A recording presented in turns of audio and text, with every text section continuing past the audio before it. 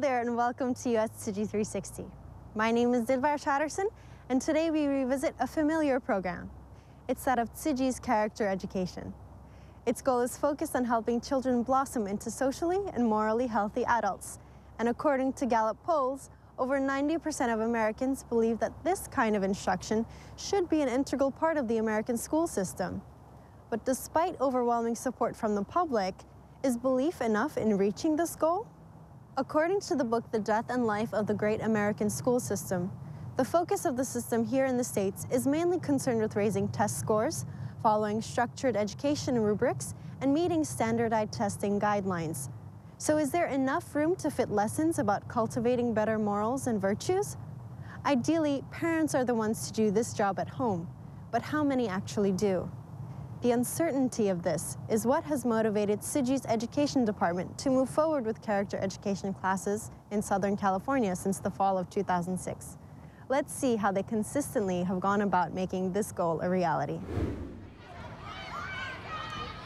Let's hear you. I want to hear your singing, okay? Your beautiful voices. Ready? Go. If you're angry and you know it, stomp your feet. If you're angry and you know it, then you're drunk. If you're angry and you know it, make peace when you show it.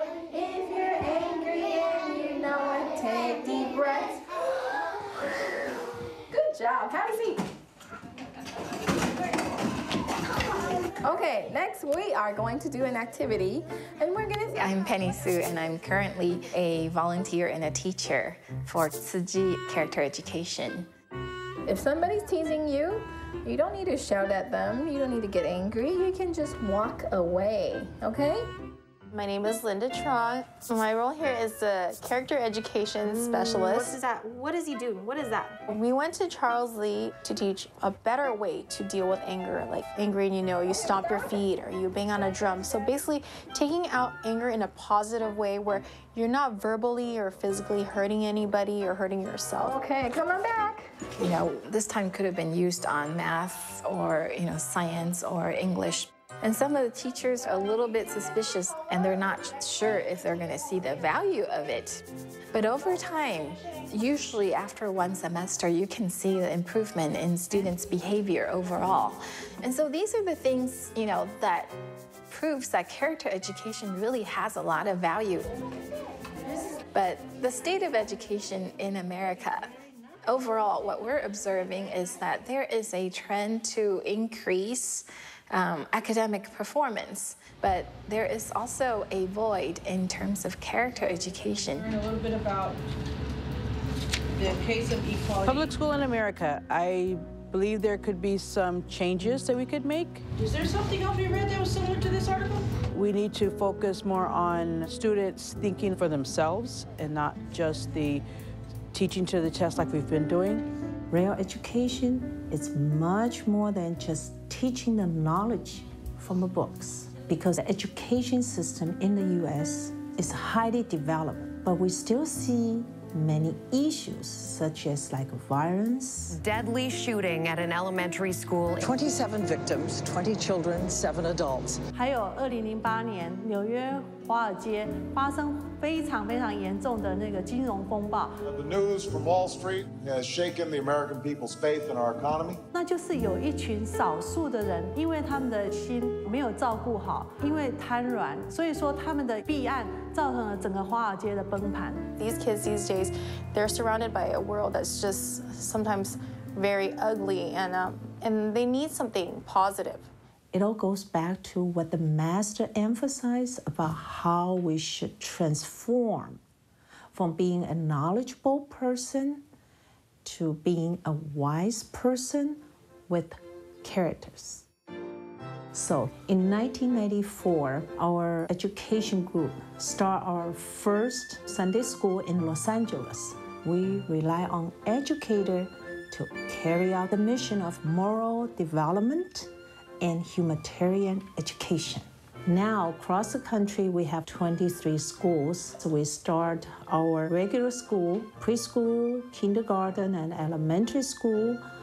And at the same time, we have a continued education for adults. So we use daily living teaching to inspire positive potential, and we use the life education to grow wisdom. So it's about time to bring those values to the U.S. classroom because it's been missing in this curriculum. But how could we inspire more people? Then 8 or 9 years ago, we had a wonderful, wonderful connection with the principal at Lytle Creek Elementary.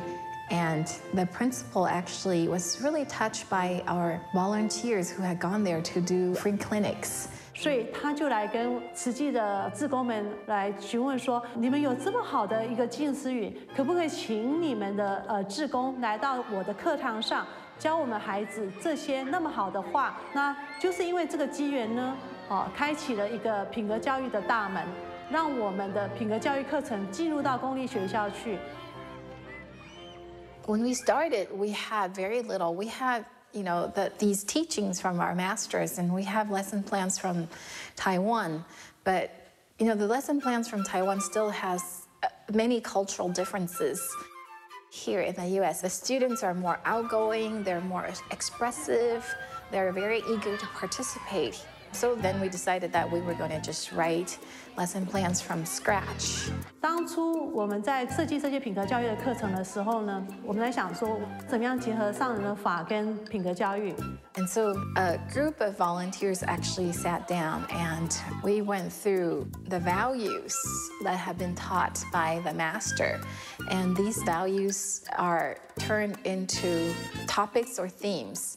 We teach 10 different topics in the classroom. Respect, responsibility, gratitude, giving, compassion, courage, contentment, emotional management, filial piety, tolerance. And every grade will actually be taught these topics. And as we progress from 1st grade through 6th grade, the subject may remain the same, but the delivery may change. Courage, for example, for the 1st grader, the courage means say no to a stranger. For the 2nd grader, courage means try new things. The Tzu Chi character education classes are also always very interactive, and the programs are filled with a lot of different activities that may require, stations, rotating students from one station to another. So that all requires a lot of volunteers. Yeah, so we kind of killingly call Wednesday is our Chi Chi day because if my friend calls and says, hey, can you go and play golf on Wednesday? My response would be, no, I can't, because I have committed basically all of my time Wednesday to doing this. The visitor slammed. No, the visor. The visor slammed. For X-Strand, we don't do character education, but we do tutoring for them, for the students that are very low in learning or their academics are very low, and we help them. And the volunteers have a good effect on the kids because the kids learn to open up to them. She bringing. I'm Cindy Huang, and before I retired, I was IT auditor. To change the singular noun to a plural noun. My name is Stephanie, and I'm a practicing dentist. I have my own office. So I retired from work a couple of years ago, and I was looking for something to do. I started slowing down my practice, and then I took the Wednesday off. It just happened that I was on a board, and one of the other board members was a commissioner. And then so character education, they asked me if I would help. They need a classroom volunteer. So I decided to give it a try, and I enjoyed it. Without these wonderful volunteers, none of this could really happen, and our lessons won't be as interesting and as dynamic. And we really want them to remember the content and the values that we're trying to deliver. And the volunteers, when they're facilitating these discussions, they actually go deeper, and then they get to know the kids better, and they develop a relationship where it's not just, student, teacher, or volunteer, just a person that comes in every 2 weeks, but they develop a bond. A lot of these kids are not used to having somebody that they could talk to and they could count on. So I think it is important for us to help them, whether it's through character education or whether it's through tutoring. So to me, I think it's important for me to be there every day. Sometimes they would say their friends has been mean to them. What do we think that it would be best way to overcome that? Do I make difference to them? I don't know about that part, if I make difference. But then as a group, I think we did. For the next lesson that we're going to deliver at Lytle Creek, we're going to bring the topic of responsibility to 5th graders. So for the 5th grade, for responsibility, that we can do time management.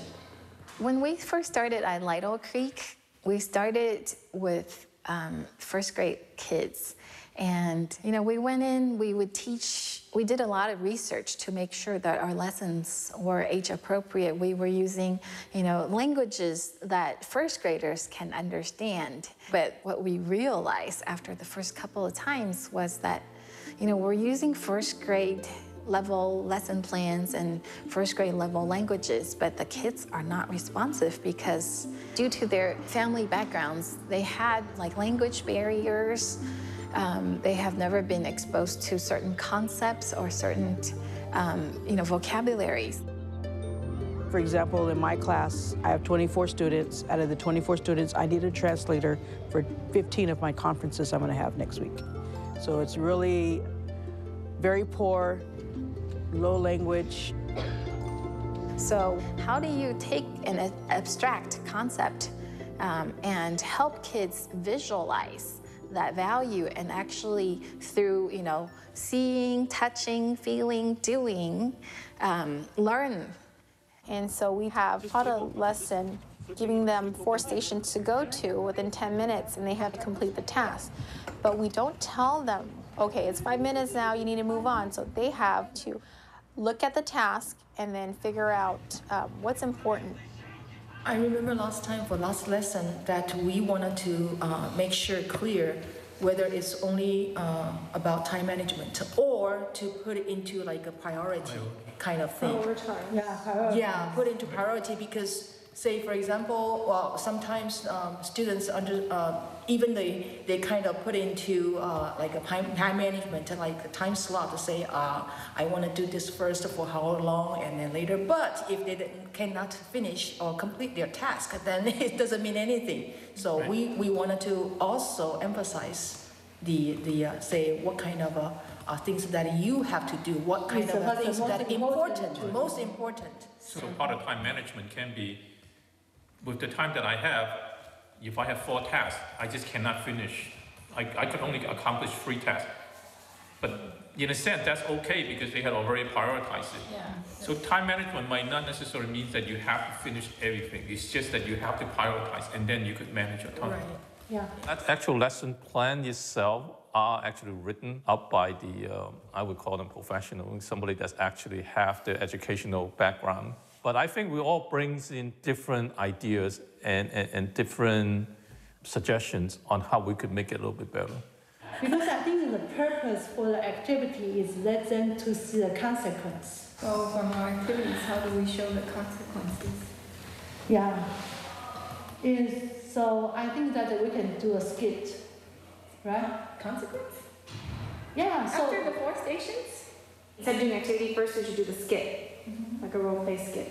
And then they understand the consequences in the skit, from the skit. Yeah. So we learn the consequences from. So we finished writing a short story, but I thought it wasn't very interesting. So I said, okay, let's turn it into a play.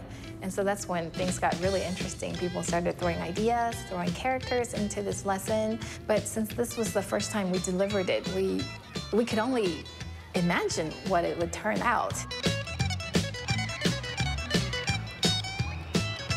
Well, I have a lot of lines that I have to memorize today, so I'm a little bit nervous right now.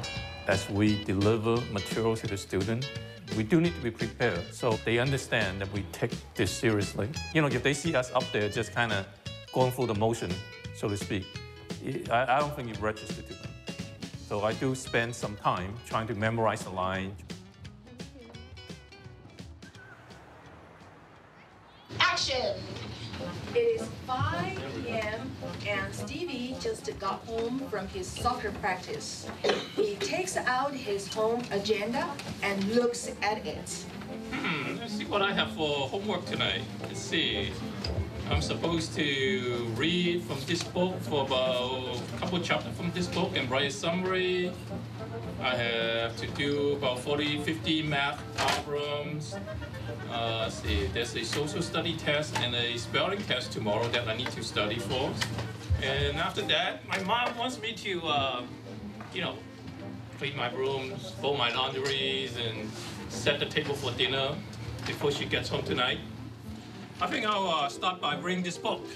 My concern was that the skit wasn't going to be that smooth and the kids won't get it because we had a skit before and there wasn't a narrator, so the kids just acted out without words. So I was thinking if there's a narrator, it would be a little easier because they'll tell the kids, what's going on in the scene, what's going on in that scene. But if we have a narrator, would it confuse the kids?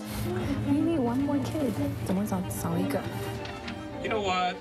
I think I'm gonna take a 15-minute break and then I'll try my new games and then I'll get back. Wow, man, this game is cool, man. Oh, God, look at this. Spelling test, social study test, spellings. Leave me alone. Elaine is thinking the issue was, how will they know these are just sounds in the people's head for the lesson? How do you know it's the conscious talking? What if the kids actually think, that's a real person talking? It is now 8:30 p.m. and very close to Stevie's bedtime, 9 p.m. So his mom sent him to go wash up and then get ready for bed. Oh, what am I gonna do? It's my bedtime already and I haven't finished any of my homeworks or study. Oh man, I'm doomed tomorrow. The end. Everybody take a bow. Okay, good job, guys. The skit didn't go that smoothly because there's so many roles and I guess they were nervous to be in front of the classroom. But I feel that the kids understand the concept. They understand the concept of time management. What happened in this skit? What happened in the skit? Yes. Today we learned about using your time wisely and do whatever your mom tells you to do and just do your homework and just play after. Yes. The test that he was preparing for, he might fail them. If you don't use it wisely, then you'll never get your task completed. A lot of times what we teach in a classroom is not just what we've said or what kind of activities we have done or what kind of daily practices we've asked them to do. A lot of times it's how we treat them that's really impactful to the students.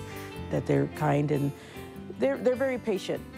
I like the fact they have men because we don't have a lot of men presence here in San Bernardino.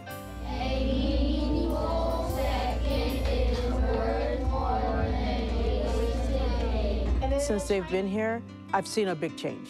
They try to focus on us so we don't do bad. Now I'm more nicer to people than I used to be. I also learned how to help people who are hurt. Learn more about feelings and not judge how they look or how they are. So I will see you in 2 weeks, and I'm gonna have you say thank you to Miss Stephanie. Thank you, Miss Stephanie. Miss Penny. Thank you, Mr. William, our wonderful actor. Thank you, Mr. William. And then say bye to Miss Amy. Bye, Miss Amy. And back there to Mr. Michael. Big smile and wave.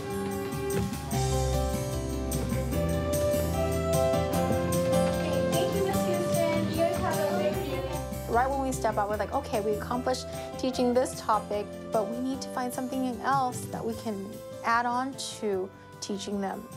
After we finish our lessons, we always try to improve on the lessons and revise on the portions that may not have worked so well because it's our responsibility to the children. We immediately do a roundtable discussion to make sure we actually talk about where did the lesson go very well, where did the lesson go not so well. Yeah, but it was very good that there was some kids that completed 3 tasks because there's 4. If they completed 3, that was very good already. So then they understand because they said, okay, to time manage, I had 10 minutes, so I dedicated 3 minutes here, 3 minutes there, 2 minutes there.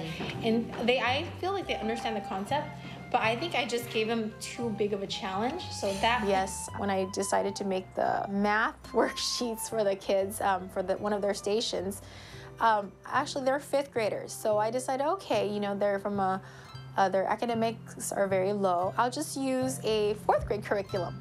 Well, I think my 4th grade curriculum was a little too advanced of a 4th grade curriculum, so it didn't go very well. I noticed the kids were struggling. So we have so many lessons developed, and we're at the final stretch. These are the brand new lessons that we have developed for this year. So I think overall, for the first trials, this went fairly well, and I think the kids actually understood the concepts and they enjoyed the class. So if we just make some minor modifications, I think we can make the classes better next year. Yep. Thank you for helping. Good job. And their feedback. And we want to think of many, many ways to set a good foundation for them, so later on in life they can recall and go, oh, I remember this, that's what I've learned. I should do that. Time.